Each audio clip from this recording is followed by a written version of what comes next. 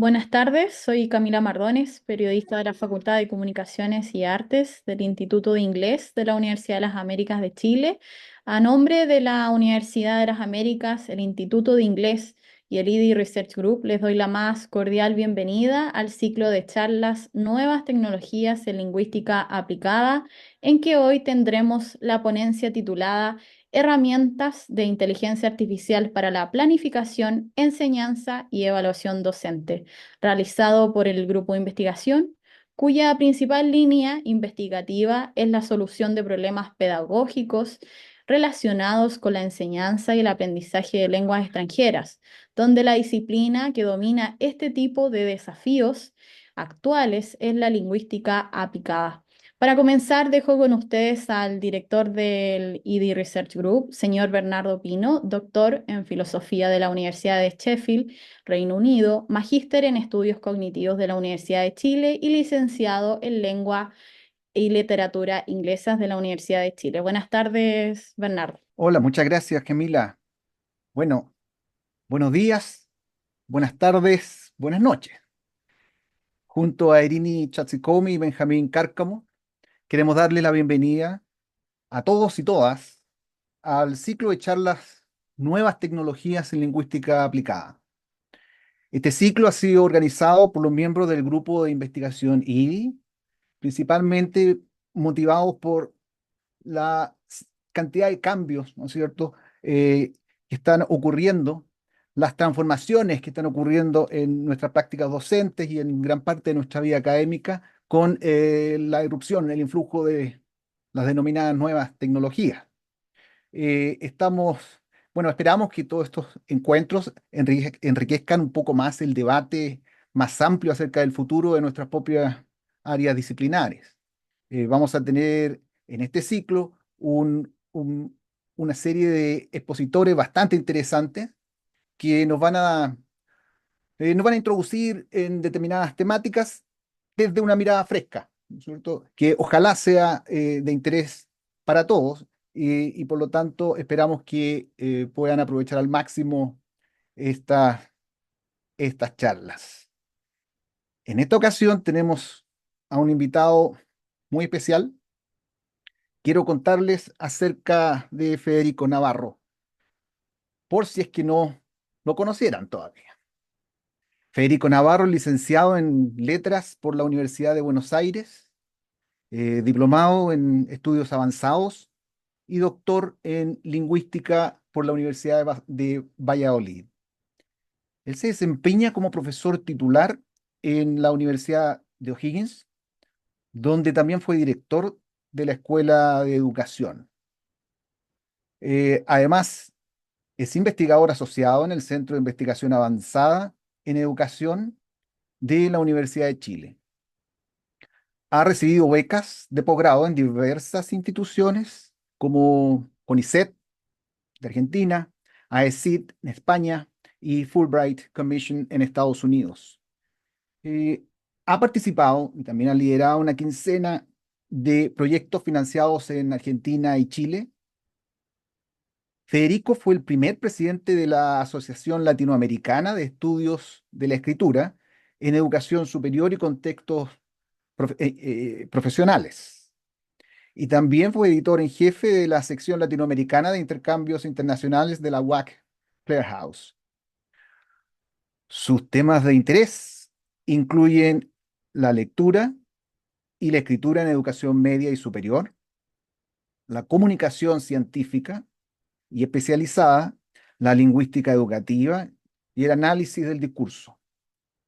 Es autor del libro Escribir para aprender, disciplinas y escritura en la escuela secundaria y editor de escritura e inclusión en la universidad, con más de 140 publicaciones científicas en Argentina, Brasil, Colombia, Chile, Estados Unidos, Holanda, México, España, Perú, Portugal, Suiza y Taiwán. Ujú. Agradecemos la participación de Federico y espero que disfruten al máximo esta charla. Al final de ella vamos a tener una sesión de preguntas y respuestas. Esperamos que también sea de mucho provecho. Sin más que agregar, entonces, le doy la palabra a nuestro invitado, a Federico Navarro. Bueno, muchas gracias. Gracias, Bernardo. Hola a todas, hola a todos. Espero que estén muy bien y muchas gracias, la verdad, por acompañarme hoy. Vamos a hacer una pequeña prueba para ver si vamos a proyectar desde aquí o vamos a proyectar desde otro lado y ahí me cuentan cómo se ve.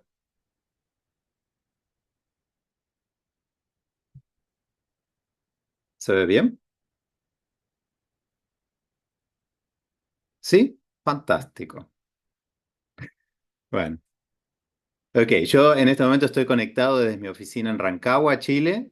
Tengo abierto acá el chat, así que los puedo leer y me gustaría que vayan contando como suelo solicitar y además veo que algunos están haciendo espontáneamente, que nos cuenten desde qué ciudad y país están conectados, así nos podemos conocer un poquito mejor. Y quiero agradecer a la Universidad de las Américas por la organización de esta conferencia. Como decía Bernardo, hoy estamos inaugurando este ciclo de charlas muy interesante, Nuevas tecnologías en lingüística aplicada, y se vienen otras charlas muy interesantes que no hay que perderse. Y como a las instituciones las hacen personas, quiero agradecer en especial la confianza y el profesionalismo de Bernardo Pino, de Irini Chatsikoumi. Ellos me invitaron originalmente, ¿se acuerdan? Para algo pequeño y luego en nuestras reuniones de preparación nos fuimos entusiasmando y eso derivó en una entrevista y luego en esta conferencia. Entre paréntesis, la entrevista que hicimos hace unos meses está disponible y la pueden ver en ese QR en pantalla, lo escanean con el celular y pueden ver el video. La conferencia de hoy tiene como objetivo explorar qué podemos hacer los docentes del sistema escolar y de la educación superior con la inteligencia artificial generativa. ¿Cómo hacemos para tomar en cuenta la inteligencia artificial cuando planificamos, enseñamos y evaluamos? ¿Y cómo usan nuestros estudiantes la inteligencia artificial? Espero que se lleven algunas ideas y herramientas concretas para aplicar en el aula. Hoy me voy a centrar en el ChatGPT porque es la app más popular en este momento, pero hay otras opciones y cada vez es más grande la oferta. Les cuento también que esta conferencia es un estreno. El año pasado armé mi primera conferencia sobre el tema, explorando las relaciones entre el chat y la escritura, y esa conferencia la pueden ver también usando el QR que está ahora en pantalla. En esas imágenes que ven en sus pantallas, que creé también usando inteligencia artificial, aparecen una escritora y un escritor jóvenes y los monstruos o las musas que los rodean, que nos rodean, ¿cierto? Cuando escribimos. Pero hoy estamos explorando algo nuevo para mí. Es como cuando vas a ver una banda de barrio, ¿no? Nada del otro mundo, y toco una canción por primera vez, todavía en desarrollo, todavía en modo de prueba. Así que les invito a que también comenten y hagan sugerencias por el chat, así puedo ir haciendo esos ajustes antes de que salga el disco. Le agrego violines, el estribillo, ¿qué les parece? Es pegadizo, cambio el tempo. Me van contando, por favor. Se los agradezco mucho. Y quería empezar la charla con esta imagen. ¿Se ve bien la imagen? ¿Qué le genera esta imagen? Es colorida, alegre, luminosa, ¿cierto? Optimista. También es un poco cliché, un poco idealizada, llena de estereotipos. Y también resulta un poquito perturbadora. Esa imagen la creó el ChatGPT en su última versión disponible, que incorpora multimodalidad y creación de imágenes, cuando le pedí que ilustrara a una niña de 13 años, una niña que cree que ChatGPT es su mejor amigo. Y esa fue la imagen que entregó. Claro, no siempre sentimos alegría, ¿no? Acá pueden ver otros vínculos y otros sentimientos. Sentimientos que atravesamos cuando hacemos tareas escolares y académicas, a veces confianza, a veces enojo, a veces tristeza, a veces ansiedad. Déjeme contarle más de esta niña preadolescente de 13 años. Ella estaba entrando a su colegio secundario y le pregunté si usaba ChatGPT. Con una sonrisa me dijo, literal, ChatGPT es mi mejor amigo. Y le pregunté para qué lo usaba. Esta es una buena pregunta, mi primera sugerencia para comenzar a hablar el tema en aula con sus propios estudiantes. Ella me contó que lo usa para hacerle consultas y que lo prefiere a Google. Cuando uso Google, me dijo, me da un montón de sitios, no entiende que necesito algo detallado y puntual. En cambio, el chat te da la información que querés, entiende exactamente lo que necesito. Yo le dije, pero el chat inventa, a veces delira en sus respuestas, está desactualizado, no se sabe qué fuentes usa. ¿Y qué me respondió? Sí, puede ser, pero a los profes les encanta lo que les respondo usando el chat. También me contó que lo usa para revisar sus escritos. Le pide que se los mejore. Por ejemplo, el otro día escribió un texto y le pidió al chat que revisara si faltaban puntos, comas y acentos, y se lo dio re rápido, me dijo. Además de estos usos escolares, lo aprovecha para temas personales. Por ejemplo, el otro día le preguntó qué emoción se asocia a cada disco de Taylor Swift, que es su cantante favorita, ¿no? Y también el chat la ayudó a elegir el regalo de cumpleaños para su mamá. En esa conversación no solo me dijo que Chat es mi mejor amigo, también me dijo lo siguiente: a ChatGPT le doy toda mi confianza. Podrán pensar que esta niña de 13 años es una mala estudiante o no le gusta hacer sus tareas, pero no. El año pasado terminó como el mejor promedio de su cohorte y la escuela secundaria a la que va es una escuela bilingüe con alta selectividad. Hay otro dato de color que quiero compartir con ustedes. Le pedí permiso a ella antes. Esa preadolescente de 13 años es mi hija menor, Leire. ¿Qué podemos concluir de esa conversación? ¿Qué reflexiones le genera, ¿no?, esta anécdota, esta historia disparadora? Mientras pueden ver en pantalla algunos docentes expresando ciertas tensiones, ¿sí?, respecto de la inteligencia artificial, imágenes que también me dio el chat cuando se las pedí. Permítanme compartir las reflexiones o ideas fuerza que me genera a mí esta anécdota y que organizarán el resto de nuestra conversación hoy. La primera idea es que las y los estudiantes usan masivamente ChatGPT. Como docentes tenemos que asumirlo. El ChatGPT es gratuito, está al alcance de la mano y parece hacer muchas cosas maravillosamente bien, fácil y rápido. ¿Por qué no lo usarían? ¿No? Esa es la pregunta en realidad. Pero claro, la segunda idea también es importante. Los estudiantes no han tenido formación en uso de ChatGPT. Este tema aún no ha permeado los marcos curriculares y tampoco nosotros hemos sido formados pedagógicamente al respecto.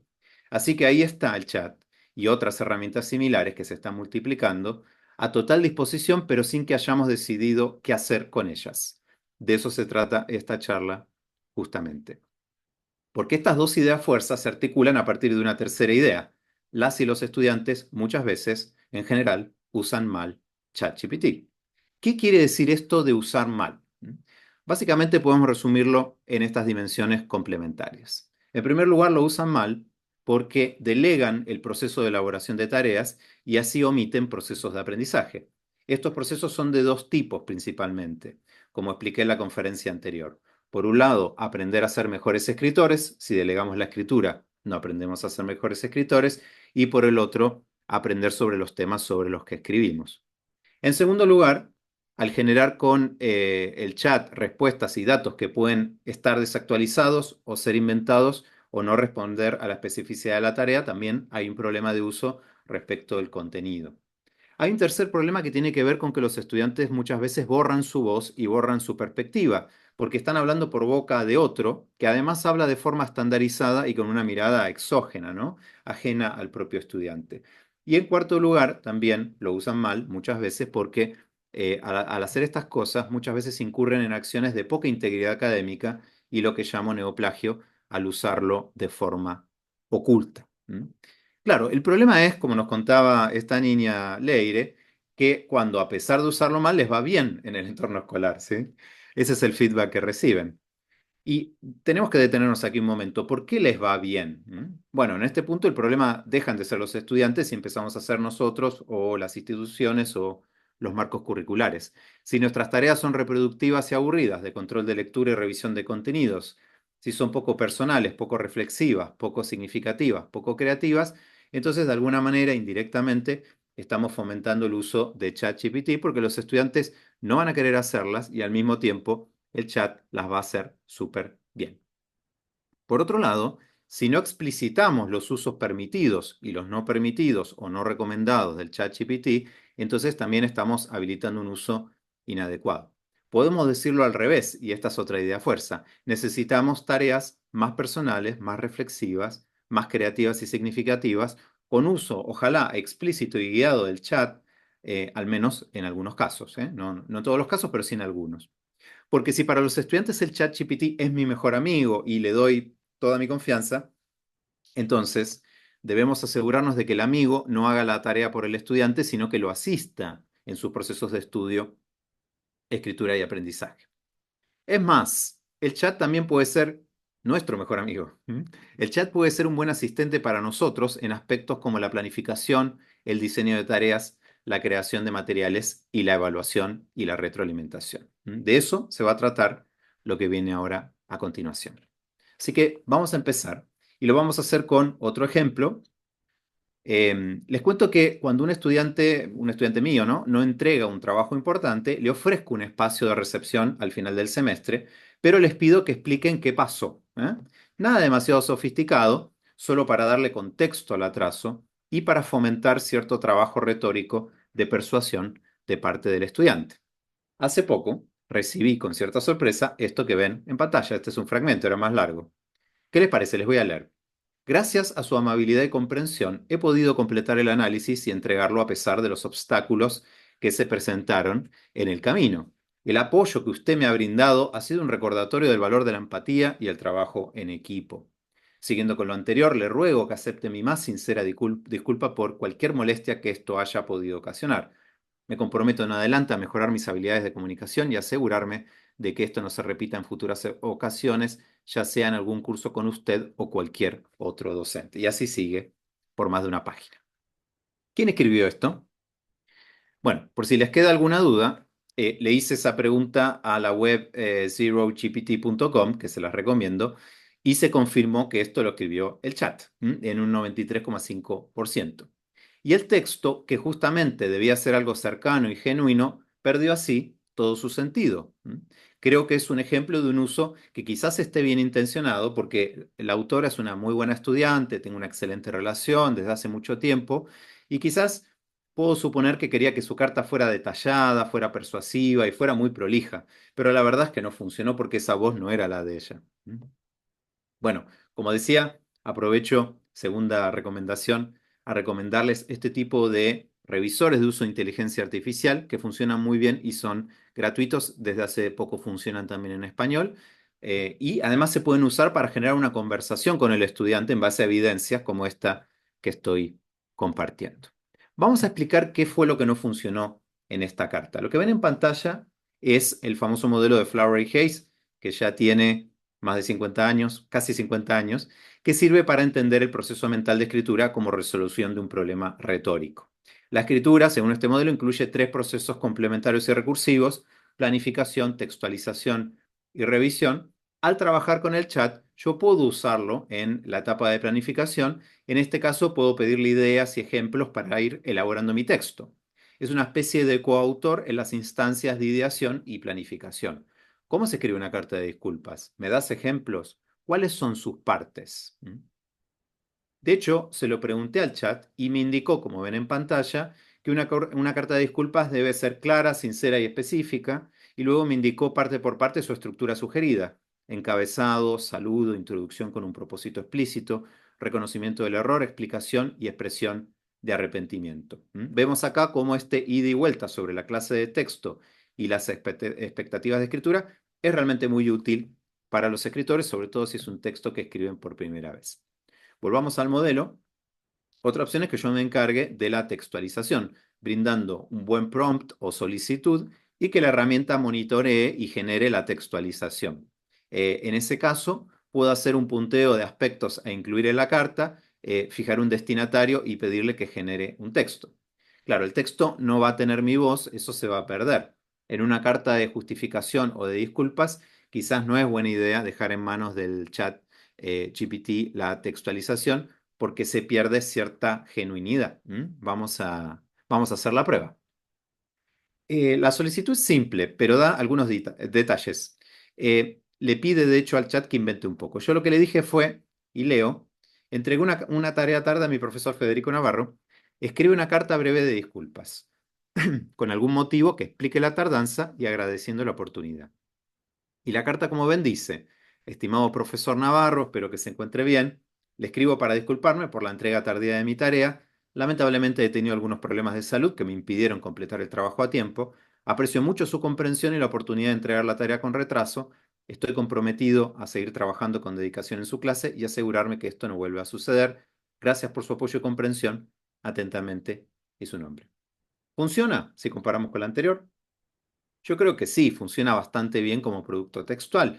Es bastante más sutil y menos exagerada, ¿sí? En su politeness que la carta anterior que recibí.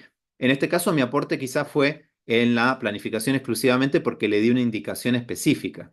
No todos los estudiantes hacen esto, pero claro, se pierde algo de integridad porque queríamos algo sincero y personal escrito por el propio estudiante. No es el caso y el motivo además lo inventó. ¿Mm? Bueno, ¿qué dirá el detector de neoplagio? ¿Mm?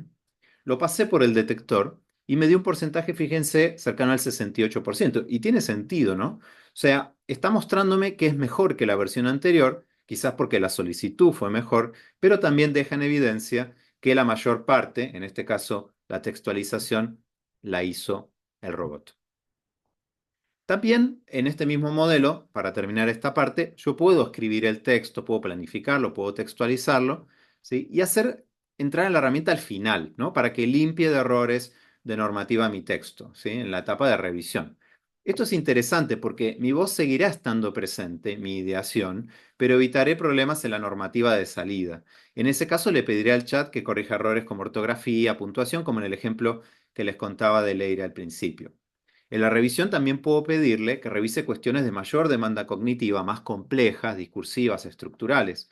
Por ejemplo, pueden escribir una carta de disculpas o de solicitud genuina, personal, pero luego pedirle al chat que haga sugerencias para mejorarla, para que sea más persuasiva. O le puedo pedir que traduzca mi escrito a otra lengua. Todo esto lo hace muy, pero muy bien. Pero ojo, también puedo hacer tecnología inversa y pedirle que agregue errores para que parezca escrita por un estudiante, como ven que le pedí en pantalla. Fíjense, le dije volver a la carta anterior y hacerla parecer escrita por un estudiante con algunos errores. ¿Qué hizo el chat? Espero que se encuentre pasa a ser espero que esté. La entrega tardía pasa a ser la entrega tarde. Comprensión aparece con 6 sin tilde. Se repiten palabras como tarde, etc. Y bueno, tuve que ir al detector de uso de chat y que me dijo, dice que un 0% fue escrito por inteligencia artificial. ¿Mm? Esto es increíble porque en este caso, bueno, la integridad académica es nula, pero al mismo tiempo pasa desapercibido. ¿Mm? Y no sé cuántos estudiantes saben que pueden hacer este tipo de cosas. Espero que no estén viendo esta charla y que no les esté dando ideas en este preciso momento. Volvamos entonces al esquema.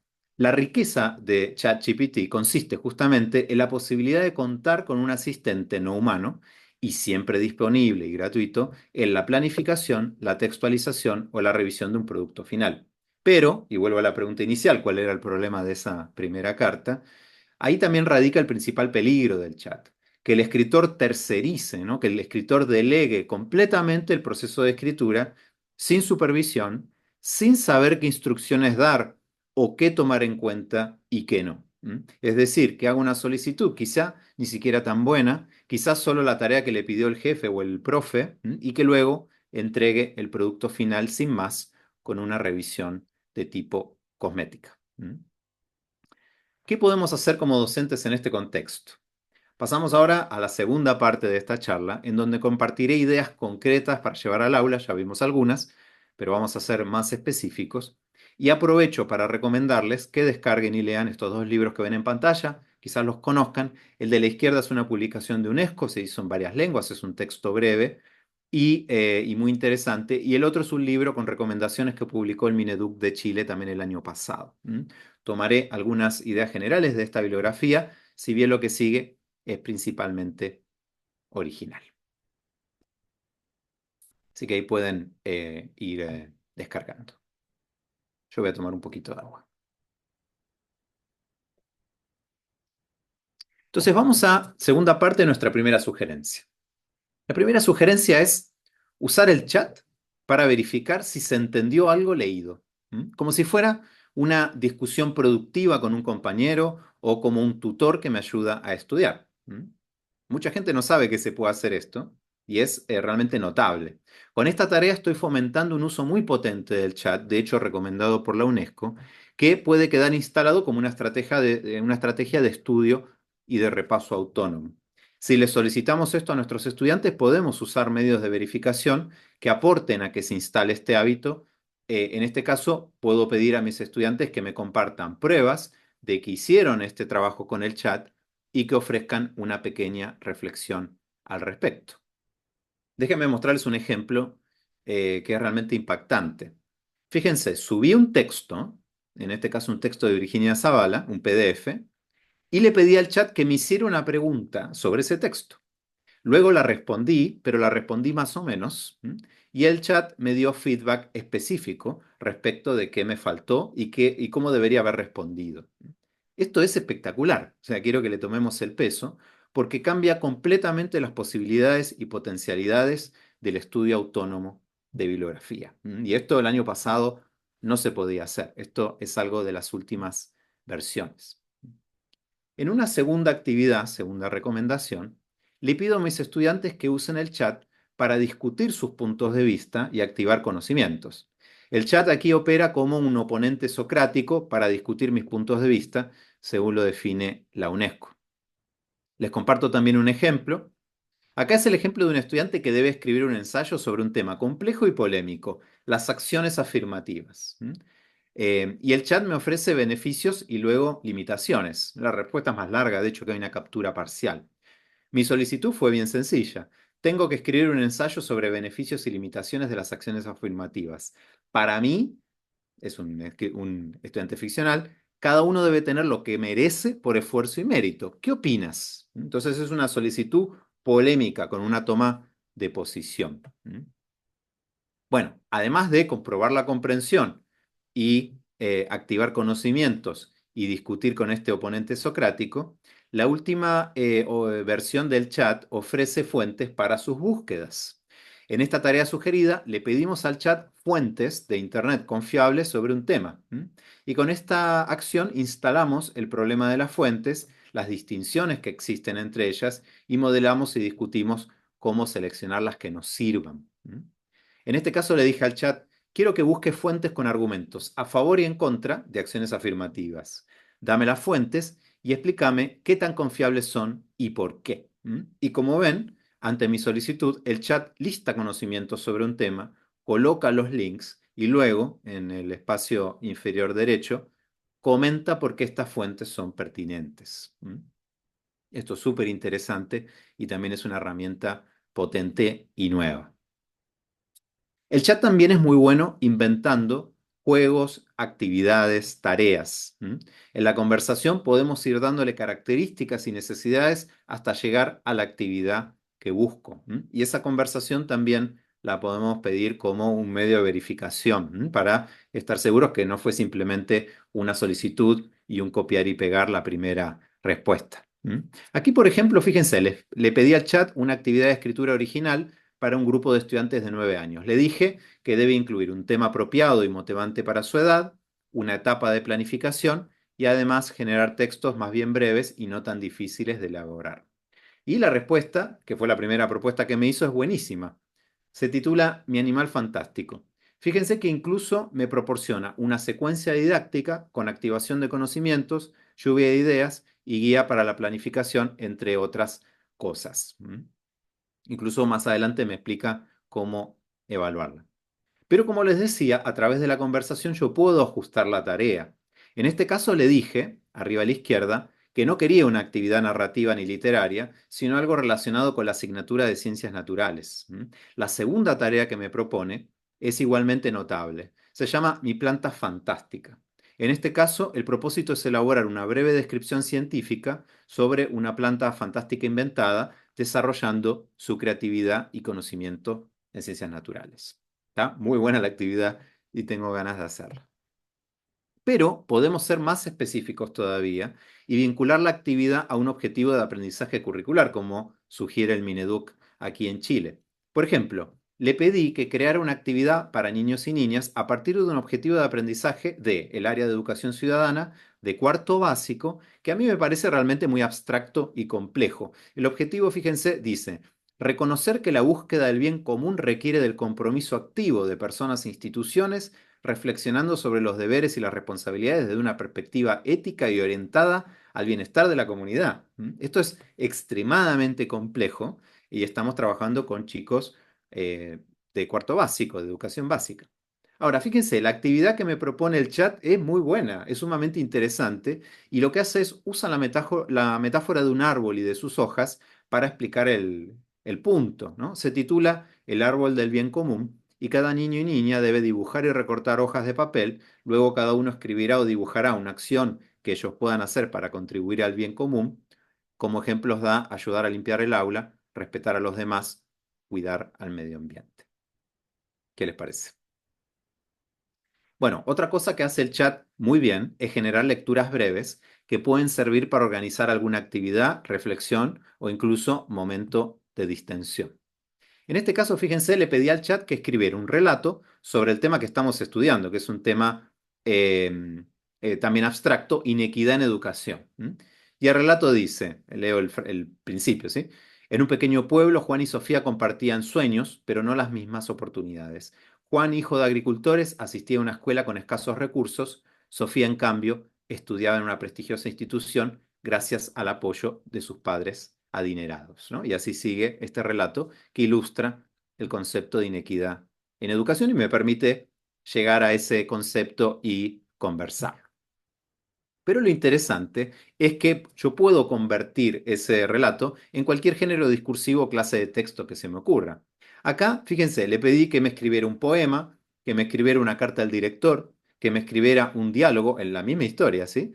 E incluso le pedí una letra de trap, que pueden ver arriba a la derecha, es un fragmento. La letra dice: Hey, Juan y Sofía en el barrio, ya tú sabes, dos caminos distintos, pero el mismo viaje. Juan en la escuela con los libros rotos, Sofía en la privada, todo bien chido y loco. Esto nos permite entonces, en este caso, comparar géneros discursivos distintos sobre un mismo tema, ahí cruzando la escritura y los contenidos. Pero también podemos hacer lo opuesto.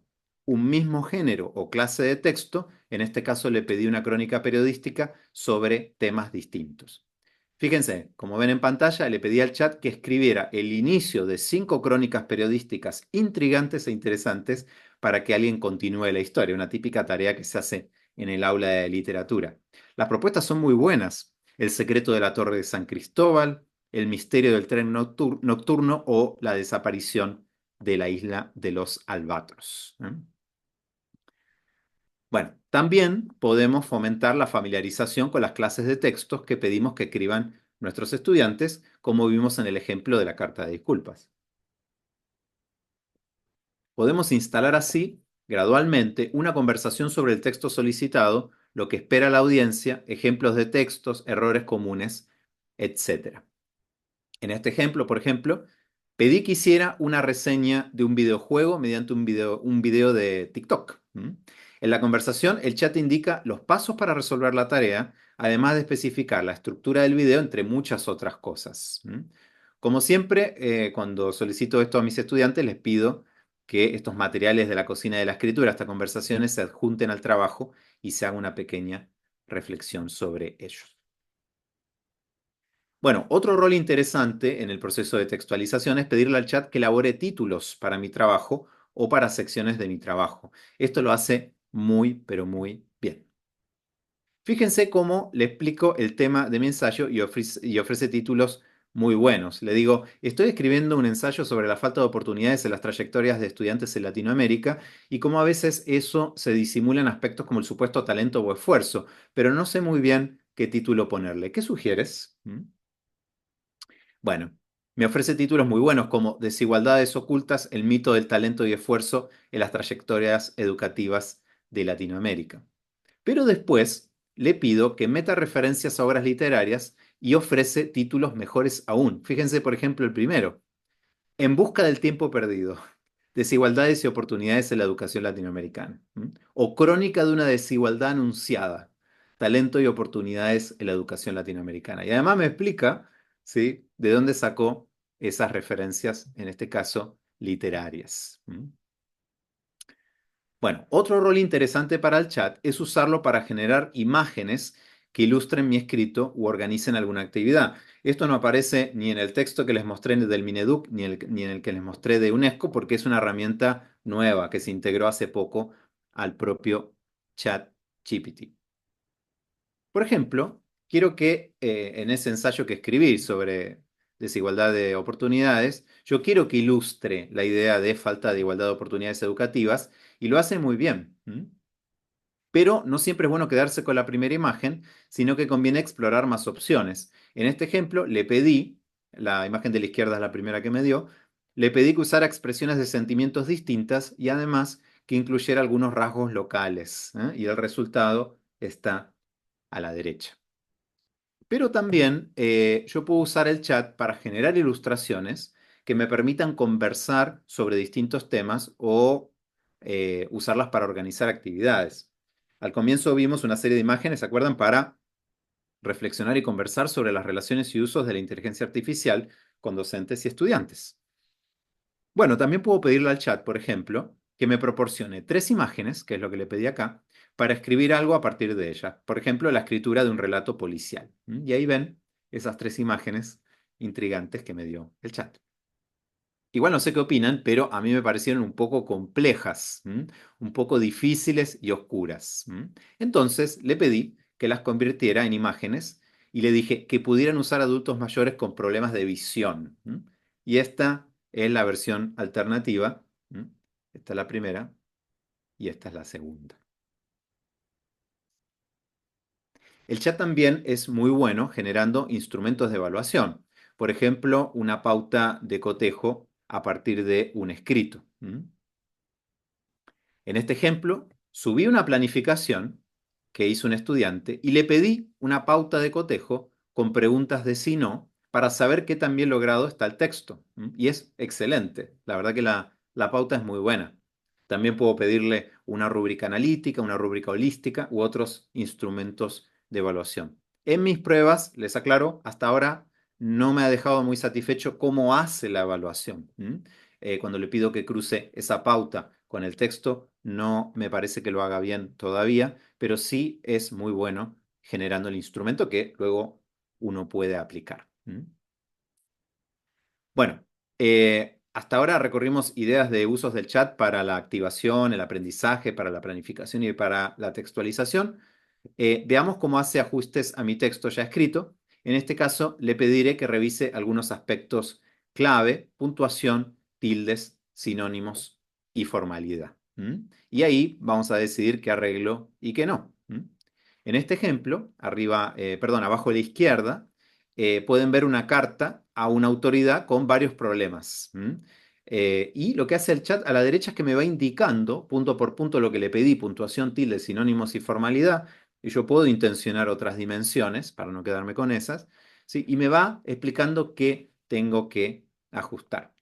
Por supuesto, los estudiantes pueden simplemente copiar la versión ya revisada, pero como sabemos, el mero hecho de que un estudiante se tome el tiempo, un estudiante o un profe o un colega o un empleado o un miembro del equipo, se tome el tiempo y se tome en serio pasar de una versión previa con errores a otra ajustada, está ayudando a instalar la revisión como un paso importante de la escritura.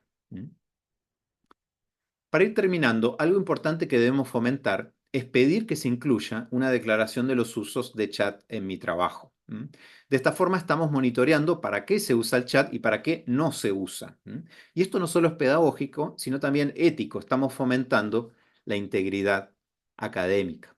Editoriales muy importantes como el Sevier solicitan a los autores que declaren los usos de la inteligencia artificial en sus escritos. Es un procedimiento bastante parecido a declarar los roles autorales o listar la bibliografía al final, algo que muchas veces nosotros solicitamos. En este caso, le pedí al propio chat que me ayudara a escribir esa declaración y acá lo hizo, en este caso para una de las ideas que compartí antes. Fíjense, me sugirió esto. He utilizado ChatGPT para obtener información sobre los argumentos a favor y en contra de las acciones afirmativas, incluyendo la evaluación de la confiabilidad de diversas fuentes y la obtención de enlaces relevantes para mi investigación. Bueno, pero tenemos que decir que también deberíamos aclarar que el propio chat me ayudó a escribir la declaración y, más importante aún, tenemos que aclarar para qué no lo usamos, ¿no? Entonces, quedaría algo así. La primera parte ya lo leí y luego diría: además, usé ChatGPT para elaborar esta declaración. No utilicé el chat para decidir sobre qué fuentes emplear ni para estructurar y escribir mi texto. Vamos a terminar esta charla con una última reflexión. Todas estas recomendaciones, ¿para quién son? ¿Quién se supone que puede usar chat para verificar si entendió una lectura, para activar conocimientos antes de escribir, para buscar fuentes confiables, para elaborar actividades y lecturas estimulantes, para conocer las características de textos, para elaborar títulos, para crear imágenes, para crear pautas de evaluación, para pulir textos o para declarar el uso del chat? ¿Estamos hablando de estudiantes o estamos hablando de profes? Bueno, la verdad es que no marqué esa distinción, no la marqué de manera sistemática a propósito. Lo que acabamos de ver aplica tanto a los procesos de preparación de clases de los docentes y de sus productos y de sus escritos y de sus tareas, como a las actividades formativas que solicitamos y modelamos para nuestros estudiantes. Como dije antes, el chat se está instalando como un asistente, como un coautor en nuestros procesos de escritura, de aprendizaje y de pensamiento, cuando enseñamos y cuando aprendemos, y eso aplica a todos y a todas, a todos nosotros en nuestros distintos roles y responsabilidades sociales. Espero sinceramente que esta charla les haya despertado la curiosidad, les haya despertado las ganas por descubrir de qué forma podríamos hacerlo. Muchas gracias.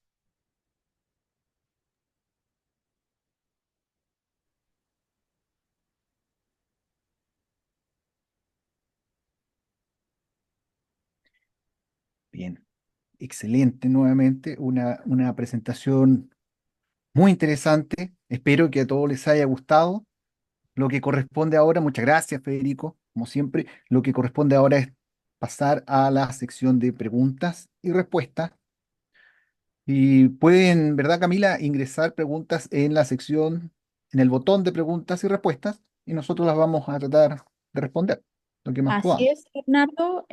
Bueno, antes quería presentarle a las personas que van a dirigir las preguntas a nuestro expositor, que es Irini Chatsikoumi, académica e investigadora de la Facultad de Comunicaciones y Artes de la Universidad de las Américas, doctora en lingüística de la Pontificia Universidad Católica de Valparaíso, y Benjamín Cárcamo, quien también es académico e investigador de la facultad, doctor en lingüística de la Pontificia Universidad Católica de Valparaíso.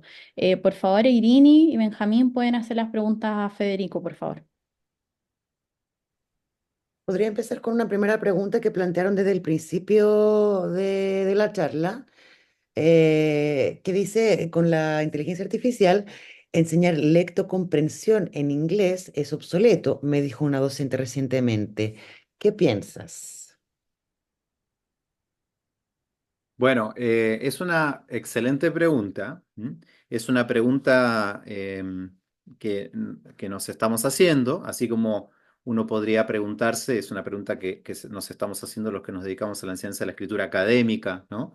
En el E1, en la lengua dominante, también sí tiene sentido.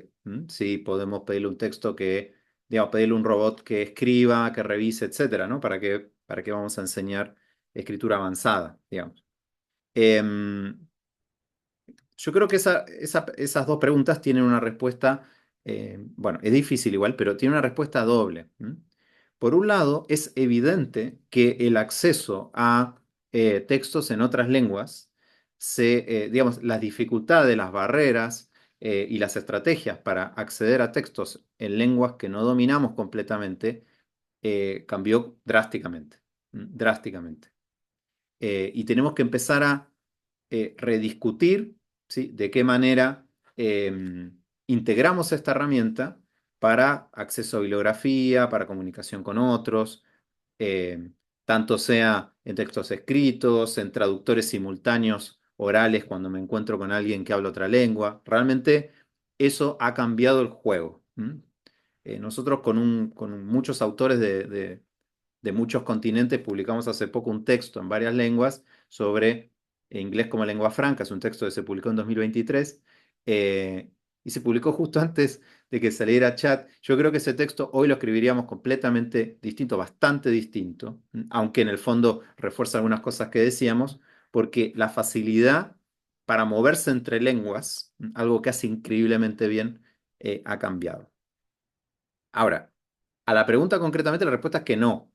No tenemos que dejar de enseñarlo. Porque eh, uno, como traté de explicar en esta charla, uno necesita saber de lectura, necesita saber de escritura, necesita tener estrategias para leer y para escribir, necesita tener cierto conocimiento, idealmente de esa segunda, tercera o cuarta lengua, para saber qué preguntas hacer, para saber si el texto va a funcionar, para que no sucedan los problemas que veíamos recién, que una carta que se ve perfecta en español no funciona, y no funcionó.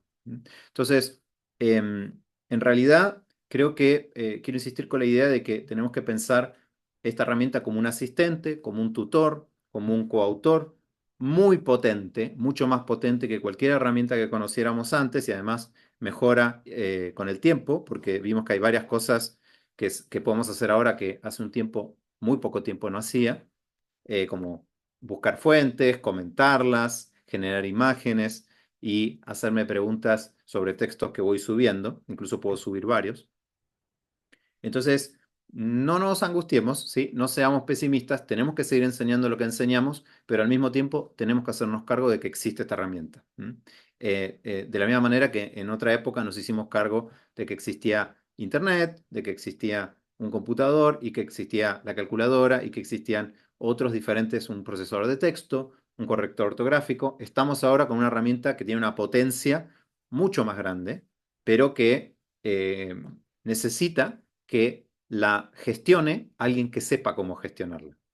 Y saber cómo gestionarla no es solamente un instructivo de uso del chat, sino que es conocimiento sobre ciencia, sobre lengua, sobre escritura, sobre audiencias, sobre retórica, todo eso hay que saberlo.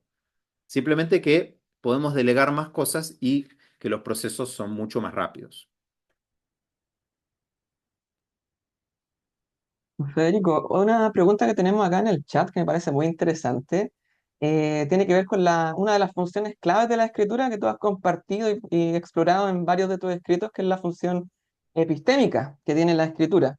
Ahí nos plantean en el chat si es que esta función quedaría obsoleta al trabajarse con ChatGPT, con herramientas de inteligencia artificial, transformaría de alguna forma. ¿Cómo lo visualizas tú problematizando un poco este componente, esta función de la escritura al acompañarse de herramientas de inteligencia artificial? Sí, bueno, para repasar un poquito, la función epistémica es cuando a través del doloroso, duro y difícil y desafiante proceso de escribir cosas, adaptarlas, ajustarlas, ordenarlas, etcétera, aprendemos aquello sobre lo que escribimos o comunicamos, ¿no? Oralmente también o multimodalmente. Y efectivamente yo creo que ahí hay un tema muy complicado porque si vemos que los estudiantes están usando el chat delegando completamente la resolución de una tarea, no hay ninguna función epistémica. Esa amenaza a que no se dé ese proceso de aprendizaje de un tema a través del escribir o comunicar sobre ese tema, ojo, es una amenaza que existía antes del chat.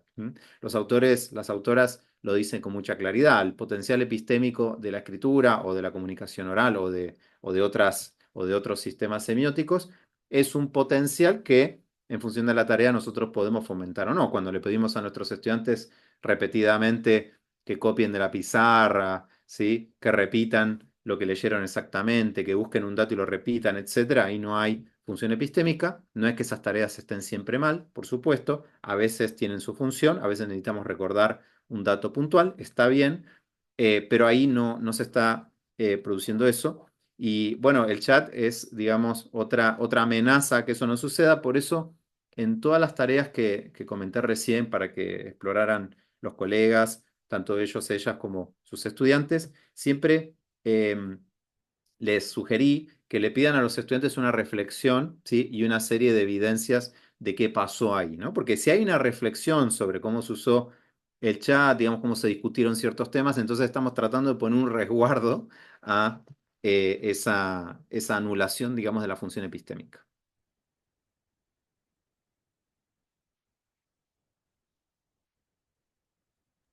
Muchas gracias, sí, muchas gracias. Podríamos pasar a otra pregunta, ya un poco diferente, porque hemos hablado mucho de universidad, pero aquí nos preguntan cómo vincular este tipo de herramientas en los primeros años de enseñanza de la lengua, en el preescolar. Entonces, ¿qué piensas? Bueno, estábamos viendo cómo la verdad que a ver, una de las funciones más interesantes para los profes de cualquier nivel escolar y del preescolar inclusive, educación inicial, educación temprana, etcétera, tiene que ver con cómo nos ayuda a generar materiales de trabajo. Es fantástico eso. ¿M?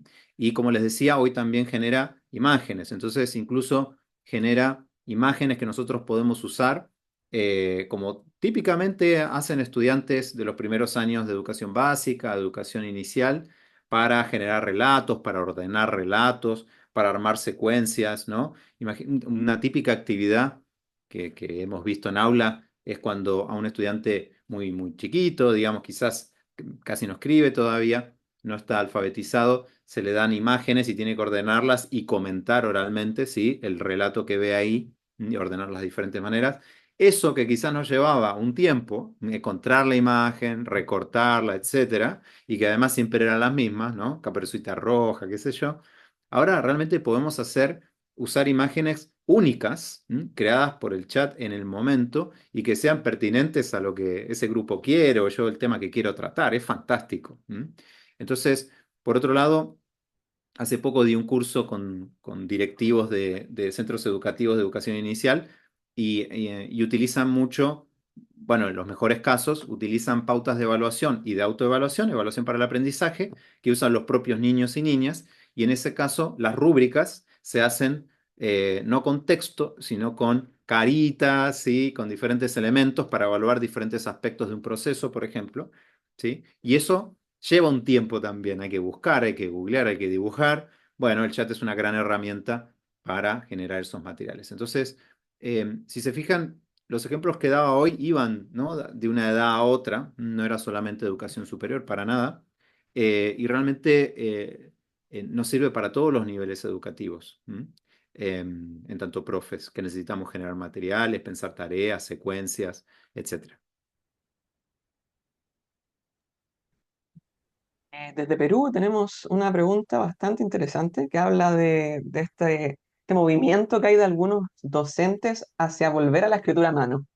Bueno, y lo hemos Sí. notado con distintas tecnologías, ¿cierto? El miedo de repente a que el celular esté en la sala, la necesidad en el caso de este movimiento, pensamiento de los profesores. ¿Qué opinas tú de esto de volver a la escritura a mano, quizá alejarnos un poco de la inteligencia artificial? ¿Es necesaria? ¿Tiene lugar? Me parece que está súper bien volver a la escritura a mano, ¿ah? Lo vengo diciendo desde el año pasado. Y ahí la otra charla lo exploraba un poco. Me parece que sirve la analogía con la calculadora, ¿sí? Si ustedes hablan con docentes especialistas de matemática respecto a la calculadora, lo que te explican es que, digamos, la calculadora ya es parte de esas herramientas, ¿no? Donde uno terceriza parcialmente algunas acciones para resolver un problema, que lo resuelve uno. Eso es muy parecido al uso del chat GPT. Y de la misma manera está, digamos, definido pedagógicamente que hay momentos en que hay que sacar la calculadora. La calculadora entra, sale según la tarea. Entonces, tenemos que hacer lo mismo. Tenemos que plantear algunas tareas que sean completamente lápiz y papel, otras tareas con uso de chat, mediado por chat, otras de otro tipo. Entonces, yo ahí realmente creo que no puede ser el asistente siempre que escribimos. Necesitamos ver cómo se escribe con y sin asistente. También de la misma manera que tenemos que ver cómo alguien elabora tareas en casa o en presencialidad, cómo elabora tareas de manera individual o con otros, cómo elabora tareas a partir de lecturas o a partir de una investigación, o a partir de una discusión. Entonces, acá la idea no es, digamos, que usemos esta herramienta en todos los casos, para nada, sino que al contrario, la invitación es a abordarla, digamos, y tratar de incorporarla, explorarla, y ver en qué casos lo podemos usar o no.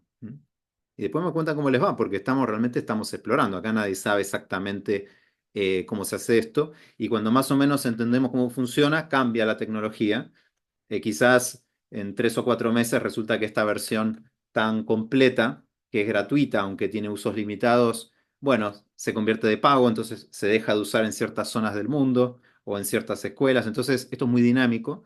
Nadie sabe exactamente cómo se usa, pero tenemos, digamos, uno de los puntos de partida de esta charla es los, las personas, los jóvenes, los niños, niñas lo están usando. Tenemos que abordar esa realidad y empezar a explorar un poquito más explícitamente el potencial que tiene, que es muy grande. Pero lápiz y papel, sí.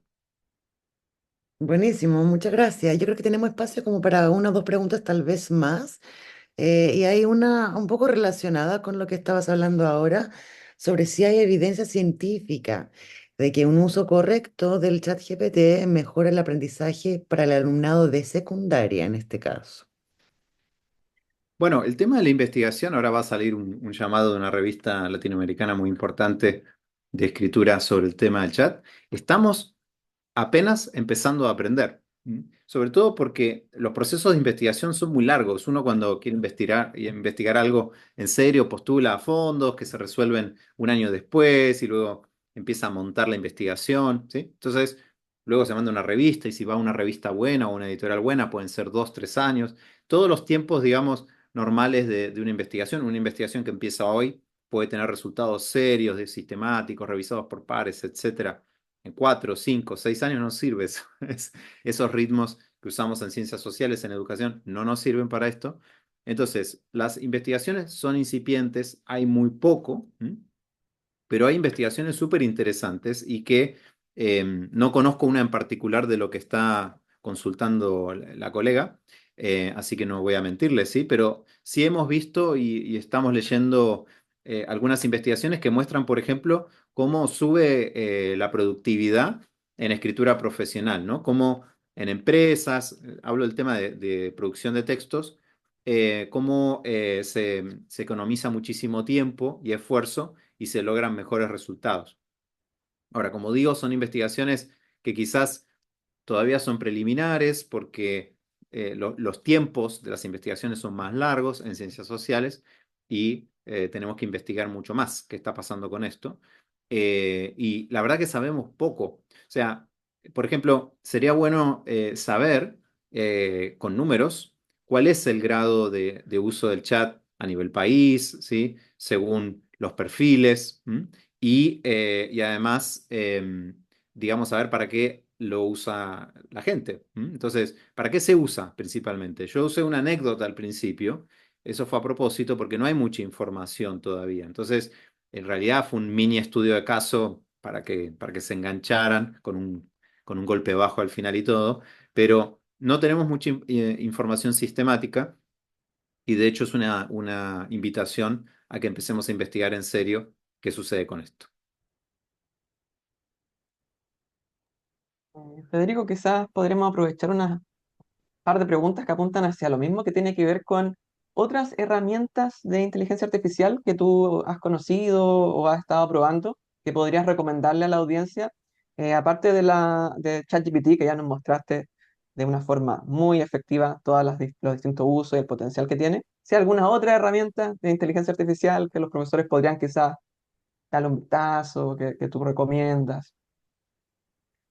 Bueno, a ver, em, hasta hace poco había varias herramientas de esta empresa que están potentes y que desarrolló el chat, que estaban separadas, ¿no? Entonces, cuando uno quería generar imágenes iba a una herramienta y cuando quería conversar por escrito a otra. Y lo que vemos es que hay una tendencia a que se integre. En este momento el chat es escrito, pero también es oral. Podemos conversar oralmente y nos responde oralmente y por otro lado genera las imágenes y hace todo en la misma plataforma. Entonces, ahí más que multiplicarse, lo que hizo fue integrarse, lo cual tiene sentido desde un punto de vista de usabilidad. Hace muy poco, a todos los que usamos WhatsApp, que además es muy popular en Latinoamérica, nos apareció una herramienta de inteligencia artificial de Meta, no sé si la han probado, y que está ahí de manera intrusiva en nuestras conversaciones y nos invita a hacerle preguntas muy parecidas. Yo todavía no puedo opinar, no la conozco a fondo y va en la misma línea. De hecho, muchas de estas tecnologías se prestan de una empresa a otra o se alquilan. No es que hay tanto para elegir.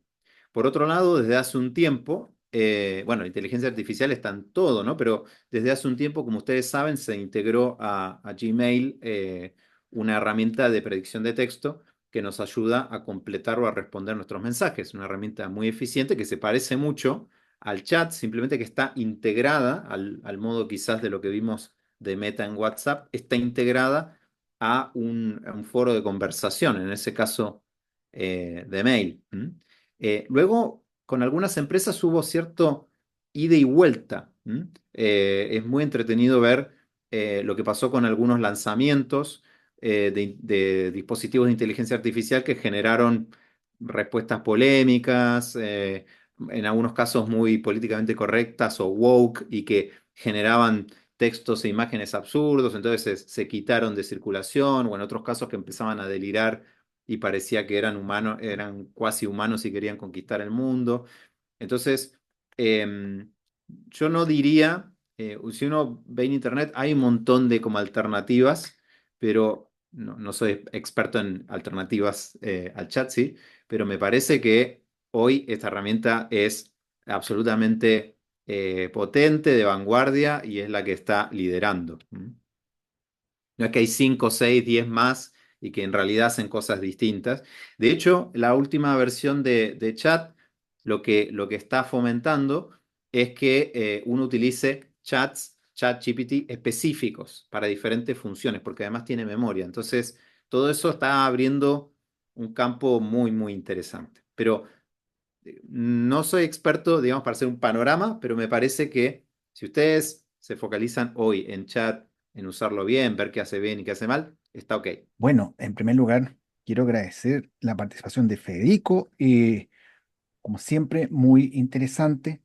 Muchas gracias por la generosidad que siempre tiene para compartir su experiencia, sus conocimientos. Quiero agradecer también el excelente desempeño de Irini y Benjamín. Disfruté mucho las preguntas.